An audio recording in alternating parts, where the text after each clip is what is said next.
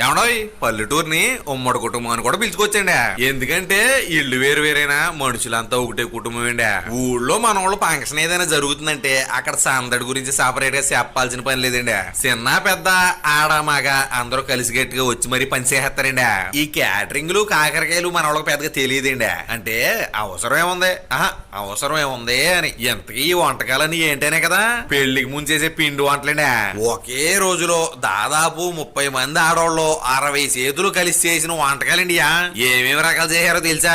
గట్టి బూందీ వండలో, నెయ్యిలో స్నానం చేసిన సున్నుండలో, కరకరలాడే కార బూందీ, మళ్ళీ కరకరలాడే జంతికలు, కమ్మటి తెల్లటి ఎన్న ముద్దలో, పాత రోజులు తీపి వంటకం గోరుమిటీలు, తియ్యటి బూందీ లడ్డూలు, కమ్మటి కజ్జికాయలు, టేస్ట్ లో అరిపించే అరిసెలు. Any place any function must and should మనం ఉండాల్సిందే. అదేనండి బూర్లు కోట్లు కలిసి పెట్టి చేసుకునే దానికన్నా కలిసి గట్టిగా చేసుకునే దానికి నిజమైన పోయిపోతుంది అంటాను. మీరేమంటారో? ఎంతకే